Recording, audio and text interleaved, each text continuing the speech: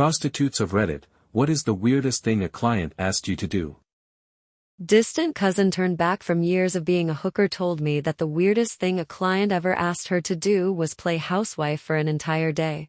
He had her pick up his dry cleaning, do the dishes, do the laundry, clean the house, watch reality TV. He actually had recorded shows ahead of time for this, and make him dinner.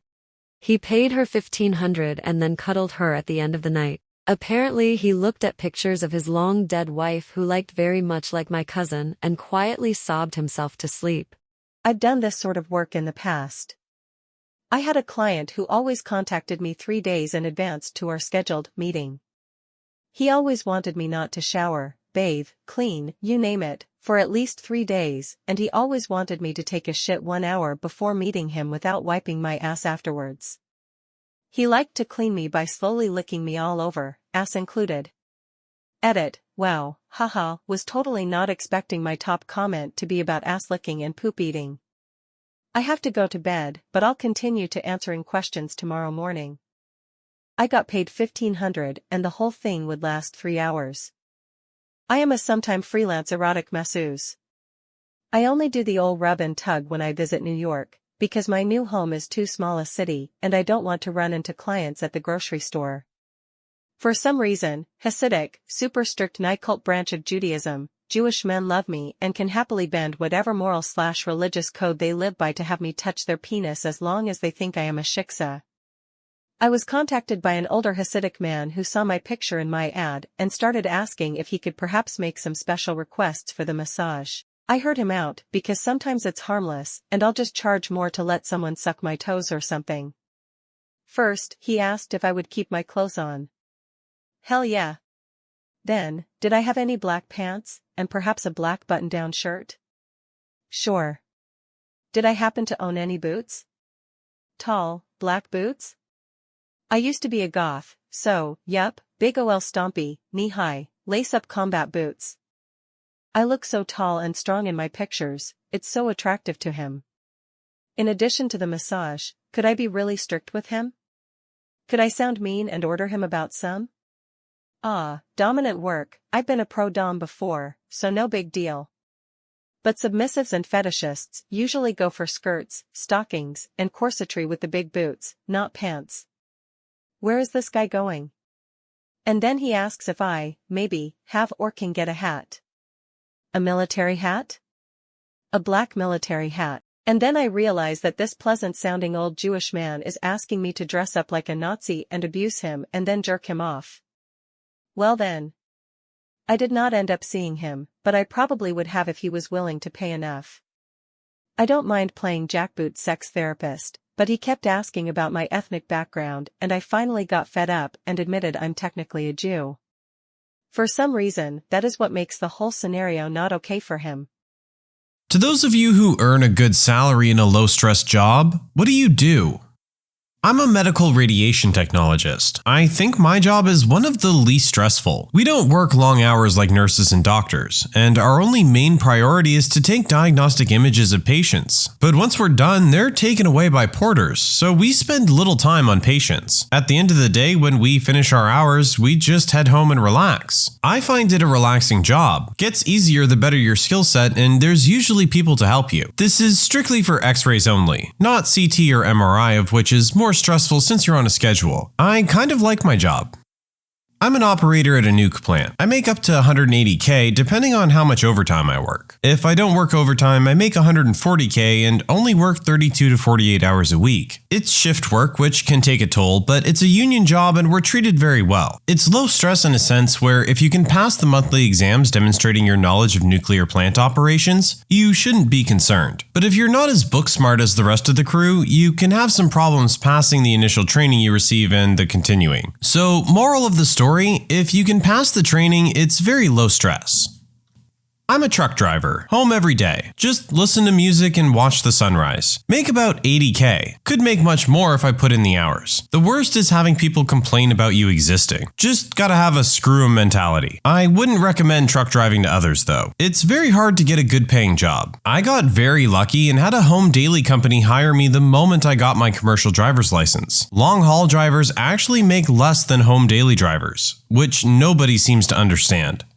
Deckhand on a tugboat in New York for $385 a day. Next promotion to mate for $580 a day, and captain is $670 a day. We live in the boat and go up and down the East Coast for 2 weeks. Then we get 2 weeks off work. Most of the time we eat free food and watch satellite TV. I bring my Xbox and play a couple hours every day using my phone as a hotspot. Literally straight chilling for 2 weeks with friends. I guess my job is not low stress or high paying to most people, but it checks both boxes for me as a single 24-year-old male. I work rural EMS in Canada. My schedule is 96 hours on, followed by 96 hours off. In other words, I work 4 straight days and then get 4 days off. I live in a big city, but the town I work in is an hour and 40 minutes away. So my commute is not that terrible when you consider that I only need to make the drive once every 4 days. When I am actually at work, I can do whatever I want as long as we don't get a call. My company sets us up with a nice staff house, satellite TV, Wi-Fi, and a decent gym. I spend my days playing video games with my coworkers, there's 4 of us on a shift, watching TV or movies, cooking, eating, working out, taking a nap, and just hanging out with my coworkers. If we do get a call, we have 8 minutes to respond, so I can lounge around in pajamas all day if I want, and if I need to run an errand in town, I can usually get it done without getting more than 8 minutes away from the station. The calls can be kind of crappy, lots of highway accidents and farming accidents, but I find the really crappy ones are few and far between. Most of the calls are just driving people who don't feel well to the hospital, but I do enjoy the tough calls because they challenge me to make quick decisions and use my skills. In 96 hours, we usually average about 5 to 6 calls. However, I've literally worked 96 hours without a single call on more than one occasion. Regardless, I never take the work home with me. I make around $70,000 per year with good benefits, and there are a lot of opportunities to pick up extra shifts, which are paid at double time. In-house graphic designer for a pretty large retail company. We stay busy, but there isn't any of the stress that comes from working at an agency and having to please several different clients or worrying about getting enough work as a freelancer. I ultrasound hearts and vascular systems in a doctor's office for $35 an hour. Super laid back. If you're fast enough, half your time is free time. I manage to trade stocks, read, learn something new, and just generally keep extra time filled with something interesting. I teach English in China, 12 hours a week, roughly $2,700 US a month, and that's with almost all living expenses paid. 1 return flight a year, 3 months off a year, but I'm paid for 11 months. I know I'll never get rich, but I make way more than I could spend considering the cost of living here. I could easily save $2,000 US a month. I have plenty of time to pursue my hobbies, and even my time in the office is very relaxed as my classics are so basic. I work quality control on electrical and mechanical projects. It's simple. Read the original proposal and the 100% specifications, and don't let the subcontractors waver from them. Keep the customer happy by showing them you're all about giving them what they paid for. It has its moments where it can get pretty hectic, but 90% of the time, it's laid back and stress-free. I am noticing that quality assurance seems to be one of the main jobs on this post. I sit behind a desk and design do-it-yourself home theater and automation systems. People send in their floor plans and I put little speaker and TV images where they should install stuff. And I troubleshoot the systems over the phone too. Easiest money I've ever made. And I get paid pretty good. I'm a personal assistant for a really high-end real estate agent. First few months was stressful, constantly trying to work out how he operates. But now that I've worked it out, I get everything done in advance for him and spend most of my day just chatting with others in the office, drinking coffee, and going on Reddit. I despise working. I've always hated it. I thought I would grow out of it, but at 27, I just seem to dislike it even more. So to find a job I can be excellent at with minimum effort and stress that pays me well is a dream. I also start early and don't take lunch, so I'm home in good time to my doggo. I'm a college professor. If you find a field you love, you get to talk about your favorite thing for 15 hours a week, earn the income of a full-time job, and get several months off a year. Air quotes because you use that time for grading and prepping stuff for the next semester. And of course, you work longer than 15 hours a week. But what that work consists of varies widely. If community college, it's pretty chill, mostly meetings and waiting for students to see you. Research positions vary in responsibilities. Specialized schools could be chill or more demanding, but there's potential for the majority of your time outside the classroom to be up to you and how you spend it. I'm a senior accountant for an oil and gas company. It's kind of a small, family-operated company. The president of the company takes very good care of the employees and their families in terms of compensation, bonuses, and benefits. Unlike other larger oil and gas companies that have been hit hard in recent years, this one is still very much in the black. Make no mistake, the actual work is very busy and fast-paced. My career has advanced pretty fast here, going from knowing nothing about oil and gas industry to being one of the 3 most senior accountants here in just a few short years. Always something new to learn and skills to advance. Really, it's not just the career role itself that makes it low stress, but the place you work as well. The respect the company and people here have for each other is a rare find. Everyone loves their job, and the company is always pushing and making good on the ideal that employees are their biggest asset. Both people above and below me are highly talented, respectful, and very easy to work with. I have to work a weekend every once in a while from home just to be sure my duties are done to the best of my ability. However, for the most part, I go in at 8 a.m. and leave at 5 p.m. and my job ends there. Very flexible, can work from home or leave early, and the trust that everyone's busting their butt is a big part of that. It's my dream job. After years of crappy ones inside and outside the field after graduating college, I got really lucky. A friend of mine makes $45,000 a year in marketing. His entire job is making a newspaper/TV/internet ad saying, "Who would like to try a new product?" Sitting on his butt for several days waiting, then when people respond, he sorts them by if they should qualify or not. Guys can't test women's deodorant and things like that. That's the end of his job. Everything else is done by another group. He has hours of paid free time he uses to code and do side projects. He went to school for 8 years for math to get this job. I work data analytics.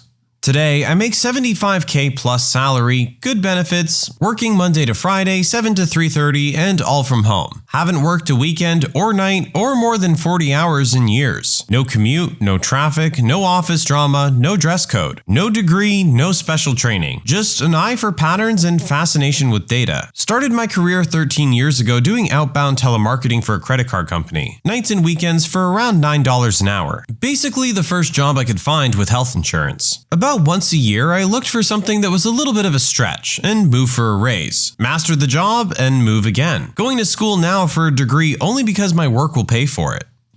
I work as a landman in the oil and gas industry. While that title is sort of all-inclusive and covers a ton of different jobs, I spend most of my time researching the history of property to see who's owned it for the past 150 years and what they've done with it. Things like, are there any mortgages, oil and gas leases, easements, etc. Oil and gas companies want this information so they can determine who to lease/pay when they drill for oil. All of this information is available in county courthouses, so I spend about half my time there reading old documents. The rest of the time, I'm able to work from home. It's a very chill job. I don't really have a boss, no one bothers me when I'm working, and courthouses can be almost like libraries sometimes. It's also a very rewarding job because you're sort of figuring out a puzzle and get to see something through to completion before moving on to your next project. There are sometimes deadlines and priorities, but they're never too bad for me, and I always hit them. It can also get stressful when there's no work or you have to move around, but I still think it's worth it. Generally, most people have a degree, but not always. It's very much an industry that still relies heavily on networking, and I know several people who do what I do and make great money without a degree. I've made over $100K a year for about 5 years now, and I've only been doing it for 7. I'm a petroleum geologist, 6-figure salary right out of school for a 40-hour-a-week job. It still involves some stress because of how much money rides on my educated guesses, but for the most part, us geologists love what we do and don't stress a whole lot. Just so you know, low stress doesn't always equate to low effort. Anyway, my official job title is senior producer, but it should probably be wearer of many hats. In a given day, I write, shoot, edit, and produce between 7 and 12 unique videos, along with all the associated assets, splash screens, and tie-in media. Said videos are then published to a handful of sites, after which I prepare and disseminate just over a dozen newsletters. Once that part's finished, I do back-end maintenance on a few of the pages in question, followed by some light community management. If I'm lucky, I'll get 15 minutes to rush out, grab lunch, and make my way back to the studio, after which I'll devote myself to editing the stories that our writers put together. That's followed by a focus on whatever one-off projects might be in the pipeline, which usually includes a fair amount of asset creation or adjustment, and a final look at the documentation associated with any of the above endeavors, which I'll update as necessary. When I finally leave at the end of the day, I'm exhausted. It's a lot of work, but I'm happy with the fact that I have creative control, and I'm pleased to be making something with an immediately visible end result. And most of all, I'm not bored. For me at least, there's nothing more stressful than boredom.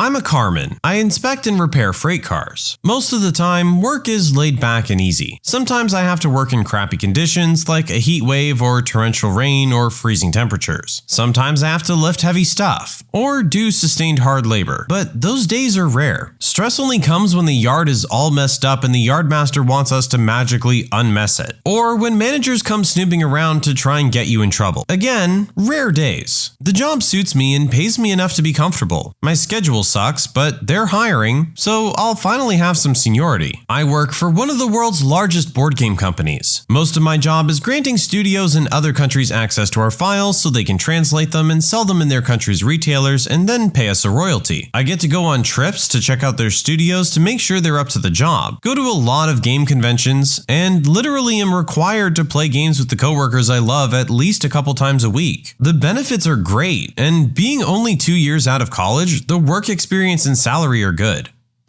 I got my master's, and luckily enough, a friend of a friend just then needed someone who could do data analysis. So I moved to a small city in a poor state where most men graduate high school with little literacy or numeracy and end up going to work on farms or doing manual labor. I spend on average about 4 hours a day doing pretty basic calculations in Excel and get paid twice the average income for this town. It has its pros and cons. I meet tons of interesting people I wouldn't have otherwise come across, and I have a very different perspective now on what I used to consider success. But it's also lonely, and I have a hard time relating my life to those people I meet. I work midnights as a direct support professional for people with developmental disabilities. 90% of the time I'm on Reddit or drawing or watching movies. Most of the time the guys in the group home are sleeping. It doesn't pay anything amazing, but $10.25 plus benefits isn't all bad when all I have is a GED and a few hours of training. Some people couldn't do it. Too nervous around people who are definitely not neurotypical. One of the guys right now a few feet away is just rapidly rocking in a recliner as he watches TV and occasionally making noises, which I just realized would freak a lot of people out. My full job title is Export Compliance Executive at a medical device company. Sounds fancy, but in reality, a distributor asks for a document which has already been compiled by someone else. I just copy and paste. It's fantastic. I'm a program coordinator for desk operations at a large university. Essentially, I manage all of the desks in the dorms on campus. This entails lots of student employees whom I relate quite well with at my ripe old age of 22. The job is mainly email chains and meetings with an occasional difficult conversation. I get university benefits and just under $40K. To be fair, my cost of living is dirt cheap. I'm a dog walker in Los Angeles. I see the same 10 dogs every day, every week. So it's like I have 10 dogs of my own. Since my clients are dogs, they're always happy to see me, which I will never take for granted after years and years in retail. I get to be outside in the sunshine, listen to lots of podcasts, and I'm walking all day. I'm no Rockefeller, but I work part-time and it pays the bills and gives me a little extra money to play with. So I'm very grateful. I don't know if it's a good salary, but I take home about $30 an hour in tips dealing poker. My paychecks are usually $200 to $300 every other week, after benefits and taxes are paid for. You can take home over $5K a month just pitching cards to people and putting up with their whining. The job has completely worn me down after 12 years, but there's zero stress involved with it. Mine is way different than most of the other comments on here, but I make upwards of $120 a day just delivering pizza for Domino's in an incredibly affluent area of North Texas. Basically, getting paid to drive around and smoke. It's amazing. I'm an independent contract courier. My job is to drive to a list of animal hospitals, pick up blood samples, urine, stool, biopsies, etc., and then transport them to a medical laboratory for testing. I make $240 a day, just driving around in my car. I'm a medical transcriptionist. I think the pay is very good considering how stress-free and easy the job is, once you learn the lingo properly. I work in 3 shifts too, so the pay is even better. I'm self-employed, but I guess it still counts. I help small to mid-sized companies grow their business online, both strategically and operatively. The requirement is that they've already had a decent revenue stream and profit. Then, my recipe is very simple. Revamp their website, build content like blog posts and landing pages to get more organic traffic, plus buying ads, if the data shows it's profitable. The demand is so high that I've set up 4 rules. 1. There shall be no demand that I'm physically present. 2. Clients shall not tell me how many hours I need to work. They should be happy for the hours I allocate for them. 3. There shall be no deadlines. 4. I only take projects that I find fun. I can work from wherever I want, whenever I want, as long as I have some electricity and an internet connection. My clients are happy because I bring in good results that cover what they pay me. Some of my clients have internal statements saying we put our employees' well-being before business. So I never have to feel bad if I take a day off to do something I like. They rather encourage me to do it. I could easily work 300%, but I choose to work half-time. At this point, I should hire more people, and I probably will, but I enjoy my freedom a bit too much still. I recently got my job and I'm really lucky. I work for a university in admin and get about $60K a year and 17 super to respond to emails and the occasional phone call from students who need help. Sometimes it can be tricky issues, but a lot of the time I basically tell them stuff that can be found on our website, like their study dates. Or I explain how to submit forms and send their forms off to be processed. I love my job. I work in digital media marketing. I make okay money, around $80K, and work from home. Some days I'll have about 1 to 2 hours worth of work to do, but probably 2 to 3 days a week I do almost nothing. Sometimes I feel bad for how little I work compared to the credit I get, but a large part of my job is reactionary. So I figure as long as I'm there when I'm needed, then I'm earning my wage. I've also been doing this for 6 years, so I can do it with my eyes closed. I get no joy from it, but it's so easy and I work from home. So, meh.